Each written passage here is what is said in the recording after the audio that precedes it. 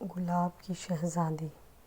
بہت عرصے پہلے کی بات ہے، ایک شاندار محل میں ایک خوبصورت شہزادی رہتی تھی۔ شہزادی کے بڑے بڑے خوبصورت سرخ بال تھے۔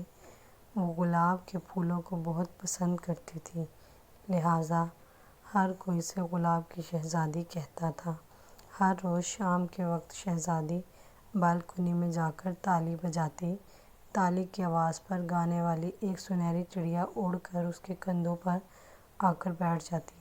جب چڑیا پیاری سی آواز میں گانا شروع کرتی تو شہزادی بھی اس کے ساتھ گانے لگتی۔ رعایا ان کی خوبصورت آواز پر صبح ہونے سکون کی نیند سوتے رہتے۔ یہ سلسلہ یوں ہی چلتا رہتا۔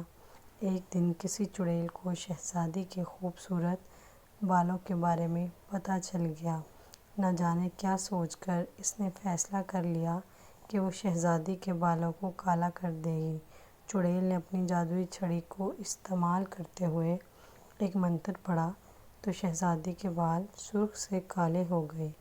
اگلے روز جب شہزادی روز کی طرح بالکنی میں گئی اور چڑیا کے ساتھ خوبصورت آواز میں گانا شروع کیا، مگر اس بار لوگ جاگتے رہے۔ شہزادی کو معلوم ہوا تو وہ بہت پریشان ہوئی۔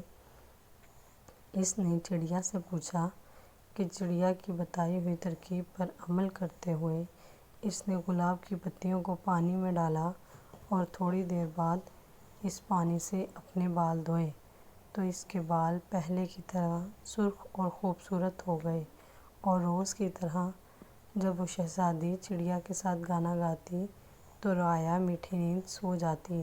چڑیل کو اس بات کی خبر ہوئی تو اسے بہت غصہ آیا اور اس نے پھر وہی منتر پڑھا، لیکن اس بار چڑیل نے ہر طرف سے گلاب کے پھول توڑ لیے تھے تاکہ شہزادی اپنے بال پہلے جیسے سرخ نہ کر سکے۔ یوں شہزادی کے بال پھر سے کالے ہو گئے اور اس رات رعایا کی نیند پھر سے اڑ گئی۔ شہزادی بالکنی میں کھڑی ہو کر رونے لگی کہ اب اس کے بال پہلے جیسے کبھی نہیں ہو سکتے، اور یوں اس کے آنسو کا ایک قطرہ نیچے جا گرا۔ فرش پر گرا۔ ایک نوجوان جو وہاں سے گزر رہا تھا اس خوبصورت شہزادی کو بالکنی میں روتا دیکھ کر رک گیا۔ اس کے پاس ایک صندوق تھا جس میں سے اس نے سرخ رنگ کا ایک بال نکالا اور اس کو آنسو کے قطرے پر رکھا جو شہزادی کی آنکھوں سے گرا۔ دیکھتے ہی دیکھتے وہ سرخ رنگ کا بال گلاب کے پھول میں بدل گیا۔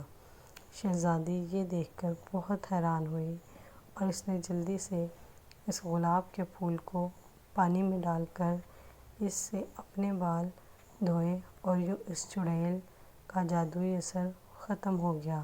شہزادی کے بال پہلے کی طرح سرخ ہو گئے اور ہر طرف گلاب کے پھول کھل گئے۔ بادشاہ نے نوجوان سے پوچھا کہ اس کے پاس یہ بال کہاں سے آیا تو اس نے بتایا کہ شہزادی سے بچپن میں اس کی بہت دوستی تھی۔ ہم نے دوستی کو قائم رکھنے کے لیے ایک دوسرے کے بال توڑ کر اپنے پاس سنبھال کر رکھے تھے۔ پھر میں سفر پر چلا گیا تھا، کئی برسوں بعد اب واپس آیا ہوں۔ یہ سن کر بادشاہ خوش ہوا اور دونوں کی شادی کر دی۔